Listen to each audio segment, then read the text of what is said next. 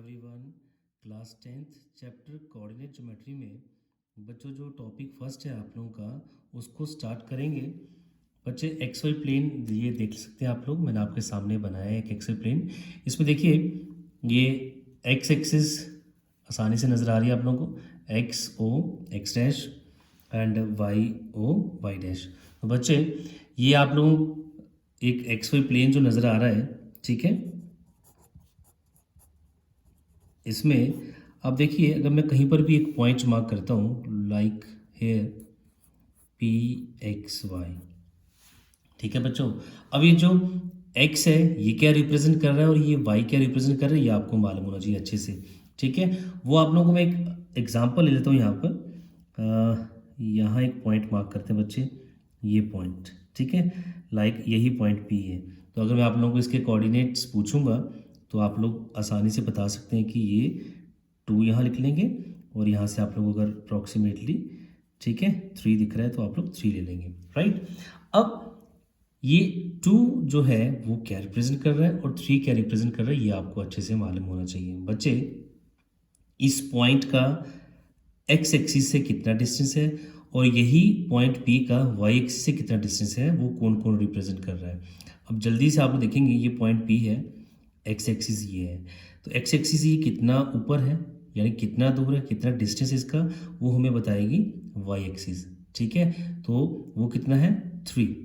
तो ये आप लोगों का जो 3 है ये वाई कोऑर्डिनेट है और ये जो 2 है ये देख रहे हैं आप लोग, ये 2 जो है अगर आप देखेंगे वाई एक्सिस से ये पॉइंट P कितना आगे है तो ये यहाँ से पता चल रहा है, तो यानी कि ये आपका एक्स कोऑर्डिनेट है। तो बच्चों ये एक्स कोऑर्डिनेट, राइट, ठीक है, और ये वाई कोऑर्डिनेट, ठीक है बच्चों। यानी कि आप लोग यहाँ पर देख सकते हैं, मैं आप लोगों के लिए एक पॉइंट यहाँ पर और मार्क करता हूँ, ये डिस्टेंस 5 यानी कि ये पॉइंट, ठीक है, और यहाँ से एक पॉइंट मैं मार्क करता हूँ 6 पे, ये देख पा रहे हैं अच्छे से। तो हम स्केल की हेल्प ले लेंगे और यहाँ से स्ट्रेट वे ये पॉइंट अप्रॉक्सीमेटली यहाँ मार्क हो जाएगा, ठीक है बच्चों, यस ये पॉइंट। तो अब आसानी से आप लोग देख पा रहे हैं इस पॉइंट का, let it be this point is R, और इस पॉइंट R का जो डिस्टेंस है वो ये पॉइंट R एक्स एक्सिस से कितना दूर है, ठीक है, वो हमें वाई एक्सिस बता रही है, ठीक है, यानी कि वो वाई कोऑर्डिनेट बताएगा। ये लीजिए, ठीक है बेटा, ये पॉइंट R एक्स एक्सिस से कितना दूर है, ठीक है, वो आपको ये यहाँ से पता चलेगा यानी कि 6। अब यही पॉइंट R वाई एक्सिस से कितना इस तरफ है, ठीक है, वाई एक्सिस से कितना दूर है वो हमें एक्स कोऑर्डिनेट बताएगा यानी कि 5। तो बच्चे इसी तरह से आप लोगों ने जो पॉइंट्स मार्क करने होते हैं, ठीक। तो ये आप देख सकते हैं अगर मैंने यहाँ 5 6 मार्क किया है तो यहाँ से आप लोगों को एक चीज़ अब और ध्यान से देखनी है जो आप लोगों को आगे नेक्स्ट फॉर्मूलाज फाइंड करने में हेल्प भी करेगा, ठीक है। मैं यहाँ पर अच्छे से मार्क कर देता हूँ, यहाँ से आप लोगों को काफ़ी हेल्प मिलेगी।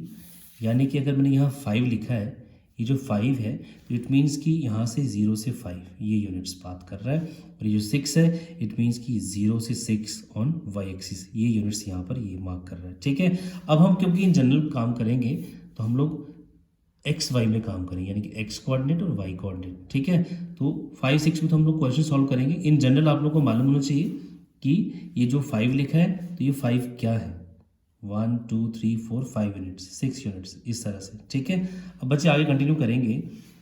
देखिए अगर कहीं पर भी एक्स एक्सिस पर या वाई एक्सिस पर मैं कोई पॉइंट, ठीक है, एक्स एक्सिस के ऊपर ये, ठीक है, इन जनरल वाई एक्सिस के ऊपर कोई पॉइंट मार्क कर लिया ये, ठीक है, तो इसके कोऑर्डिनेट्स क्या होंगे। जो एक्स एक्सिस पर होगा बच्चों उसके कोऑर्डिनेट्स कुछ ऐसे होंगे, ठीक है, x, 0, यानी कि ये पॉइंट बच्चे ध्यान सुनिएगा, ये जो पॉइंट है ये इधर ये वाई एक्सिस से कितना दूर है वो हमें एक्स कोऑर्डिनेट बताता है यानी कि वो तो है, और यही पॉइंट जो है यही पॉइंट एक्स एक्सिस से कितना दूर है ये तो है एक्स एक्सिस के ऊपर है, तो इसलिए ये डिस्टेंस यहाँ पर क्या है, 0 है। ठीक है, सिमिलरली जो y एक्सिस के ऊपर पॉइंट होगा उसके कोऑर्डिनेट्स होंगे 0, y।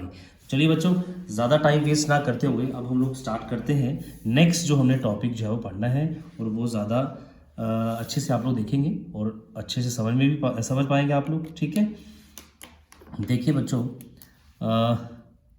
एक्स एक्सिस मार्क करते हैं और यहाँ पर हमारे पास जो है वाई ओ वाई डैश। ठीक है, ये ओरिजिन आ गया, तो ओरिजिन के जो इस पॉइंट के जो कोऑर्डिनेट्स होंगे वो होंगे 0, 0, ये इस तरह से। ठीक है बच्चे, तो अब इन जनरल हम लोगों ने क्या करना है, एक पॉइंट मार्क करना है इस XY प्लेन पे। सपोज ये पॉइंट P है जिसके जो कोऑर्डिनेट्स हैं x1, y1, और एक और पॉइंट ले लेंगे बेटा यहाँ पर। ठीक है, पॉइंट Q जिसके कोऑर्डिनेट्स मार्क करने वाले हम लोग x2, y2। ठीक है, अब मुझे क्या करना है, मैंने P और Q को ज्वाइन करना है। चलिए, ज्वाइन करने से पहले देखिए एक और हम आसान काम करते हैं। ये लीजिए, यहाँ से एक परपेंडिकुलर ड्रॉ करते हैं। ठीक है, और देखिए अगर यहाँ x1 y1 है तो इट मीन्स कि ये डिस्टेंस यहाँ से ये कितना है, x1। ठीक है, और ये बच्चों कितना होगा, ये y1। ठीक है, आप लोगों को मैंने पिछले सेशन में भी बताया कि ये इस पॉइंट का जो x एक्सिस से डिस्टेंस है वो y कोऑर्डिनेट बताता है। ठीक है, y1। सिमिलरली ये x1। सेम केस यहाँ पर भी हम लोगों ने क्या करना है, एक परपेंडिकुलर ड्रॉ करना है बेटा। ठीक है, तो ये आप लोग देखेंगे ये जो होगा वो y2 होगा कंप्लीट। ठीक है बच्चों, और यहाँ से ये कंप्लीट जो है x2 होगा, ये तो ओरिजिन से इस पॉइंट तक का डिस्टेंस x2, ओरिजिन से इस पॉइंट तक का डिस्टेंस x1। सिमिलरली यहाँ से यहाँ तक y2, यहाँ से यहाँ तक y1। बेसिकली क्वेश्चन क्या है बच्चों, वो मैं अब आप लोगों के साथ यहाँ शेयर करूँगा। हमारा यहाँ क्वेश्चन ये है कि ये जो दो पॉइंट हमने लिए P और Q, इनके जो बीच का डिस्टेंस है वो फाइंड करना है। यानी कि मुझे PQ फाइंड करना है कि PQ की लेंथ कितनी है। ठीक है, तो उसके लिए मैंने दो जो कोऑर्डिनेट्स P और Q मार्क किए हैं, x1 y1 और x2 y2 उनके कोऑर्डिनेट्स हैं। अब P से भी एक मैं परपेंडिकुलर ड्रॉ करने वाला हूँ बच्चे, ये आप देख सकते हैं यहाँ पर। चलिए, अब ये परपेंडिकुलर ड्रॉ किया मैंने। अब देखिए ये राइट एंगल ट्राइंगल बन गया बच्चों, तो बड़े ही इजीली हम लोग यहाँ पर फाइंड कर पाएंगे कि पी की लेंथ कितनी है बच्चे। अब आप लोग देखेंगे अगर ये यहाँ पर हमने परपेंडिकुलर ड्रॉ किया है तो ये रेक्टेंगल्स बन रहे हैं। अगर यहाँ से यहाँ तक y1 है तो ये ऑपोजिट जो लेंथ होगी साइड्स की वो इक्वल होगी, तो ये भी y1। तो बच्चे अब ध्यान दीजिए, ये कंप्लीट y2 है और ये y1 है, तो ये कंप्लीट y2 में से y1 माइनस करेंगे तो हमारे पास ये परपेंडिकुलर आ जाएगा। ठीक है, तो बच्चों यहाँ से यहाँ तक आ गया है y2 माइनस y1। देख रहे हैं आप, तो ये कंप्लीट y2 था, ये y1 हमें नहीं चाहिए, हमें इतनी लेंथ चाहिए, तो यानी कि y2 माइनस y1। सिमिलरली अब अगर मुझे ये बेस की लेंथ भी फाइंड करनी है तो ये कंप्लीट x2 में से ये x1 माइनस करेंगे, तो ये आ जाएगा हमारे पास इस x2 में से x1 माइनस करके। तो बच्चों ये x2 माइनस x1, तो ये साइड्स की लेंथ इक्वल होगी, तो यानी कि ये भी मेरे पास कितना आ चुका है, x2 माइनस x1। ठीक है बेटा, तो इस राइट एंगल ट्राइंगल में, ठीक है, जिसका मैं नाम रख देता हूँ PQ। सपोज ये पॉइंट है हमारे पास S कोई। ठीक है, in triangle PSQ by using Pythagoras theorem बच्चे, by using Pythagoras theorem. Pythagoras theorem कहती है कि इस हाइपोटेन्यूज का स्क्वायर जिसकी लेंथ हमें फाइंड करनी है, that is PQ square is equal to, तो बच्चे PS और ये SQ आ गए हैं। ठीक है, PS square plus SQ square. तो बेटा PQ स्क्वायर, PQ की तो लेंथ फाइंड करनी है, हमारे पास PS की लेंथ है x2 minus x1, x2 minus x1 whole square plus इस SQ की लेंथ है y2 minus y1 whole square. ठीक है, तो ये PQ स्क्वायर हमारे पास आया।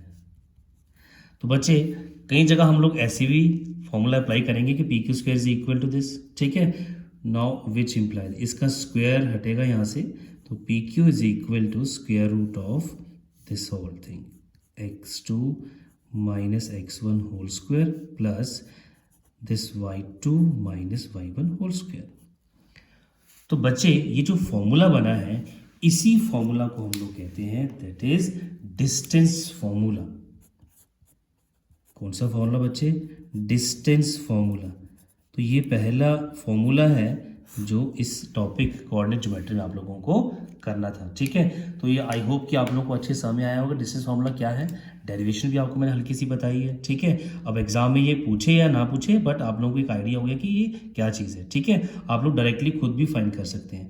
तो बच्चे क्योंकि जो पी क्यू है वो लेंथ है, ठीक है, क्योंकि पी क्यू लेंथ है तो हम लोग जो पी क्यू की जो वैल्यू होगी वो हम लोग पॉजिटिव स्क्वायर रूट लेंगे, ठीक है ना।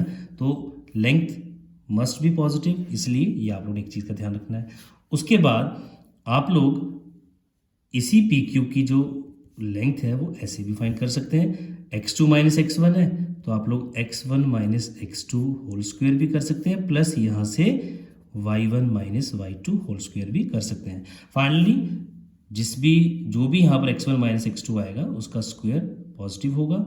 यहाँ पर भी y1 माइनस y2 का होल स्क्वायर करेंगे वो भी पॉजिटिव आएगा, इफ़ इन केस कि अगर वो नेगेटिव होगा। तो बेटा पी क्यू की लेंथ निकालनी है, आप लोग x2 minus x1 y2 minus y1 whole square भी कर सकते हैं।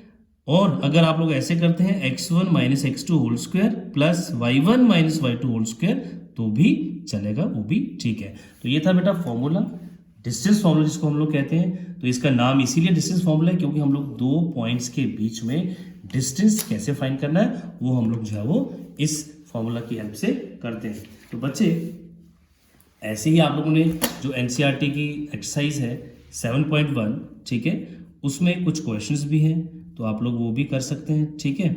मैं आप लोगों को एक क्वेश्चन यहाँ पर कराने की कोशिश करूँगा। फर्स्ट पार्ट है क्वेश्चन नंबर 1 में एक पॉइंट लेट मार्क कर लेते हैं इसको 2,3 और दूसरा पॉइंट Q जो है 4,1, ठीक है। तो मैं यहाँ पर तो नहीं लिख सकता हूँ आप लोग क्योंकि वो एग्जैक्टली मेरे पास मैंने यहाँ पर मार्क नहीं किया है स्केल इसका प्रॉपर। तो देयरफॉर बच्चे आप लोग कोशिश करें कि अगर फर्स्ट टाइम कर रहे हैं तो फॉर्मूला ज़रूर उसमें लिखते जाएं, ठीक है, क्योंकि अगर फॉर्मूला लिखते रहेंगे साथ साथ तो आप लोगों को फॉर्मूला भी अच्छे से रिवाइज हो जाएगा। P Q is equal to square root of x2 minus x1 whole square plus y2 minus y1 whole square. अगर आप लोग और आसान करना चाहते हैं तो यहाँ पर देखिए बेटा x1 x2 मार्क कर लीजिए। x1 यहाँ पर 2 है, x2 यहाँ पर 4 है, ठीक है। y1 बच्चों यहाँ पर 3 है और y2 यहाँ पर 1 है, तो ये और आसान हो जाएगा। This is equal to square root of 4 minus 2 whole square plus y2 minus y1, तो ये बच्चों आ जाएगा 1 minus 3 whole square which is equal to square root of 4 minus 2 बच्चों आ जाएगा 2 जिसका होल स्क्वायर करना आपको 1 माइनस 3, तो 3 में से 1 माइनस करेंगे 2 आएगा, 3 का साइन नेगेटिव आएगा बच्चों होल स्क्वायर, ठीक है, विच इज इक्वल टू, तो ये आ जाएगा 2 का स्क्वायर करेंगे 4 माइनस का स्क्वायर पॉजिटिव हो जाएगा, 2 का स्क्वायर फिर से 4 आएगा। तो बच्चे 4 प्लस 4 8 और 8 की प्राइम फैक्टराइजेशन करिए 2 मल्टीप्लाई 2, ठीक है। तो ये बेटा आप लोगों के पास आ जाएगा पेयर बाहर 2 का 2 स्क्वायर रूट 2 यूनिट्स। तो बच्चे ये डिस्टेंस फार्मूला की हेल्प से हम लोगों ने क्वेश्चन नंबर 1 का एक पार्ट किया है। तो आई होप कि डिस्टेंस फार्मूला भी अच्छे से क्लियर होगा आपको। एक मैंने छोटी सी एग्जांपल भी दी है। अगले वीडियो में मैं आप लोगों को और अच्छे से कुछ क्वेश्चंस कुछ एग्जांपल्स कराऊंगा डिस्टेंस फार्मूला की हेल्प से। पहले आप लोग ये अच्छे से ये कर लीजिए तैयार डिस्टेंस फार्मूला। तो बच्चे आई होप कि वीडियो आप लोगों को ये अच्छा लगा होगा, अच्छे से समझ में आया होगा डिस्टेंस फार्मूला। तो अगर आप लोगों को समझ में आया डिस्टेंस फार्मूला तो ज़रूर वीडियो को शेयर भी और लाइक भी करिए।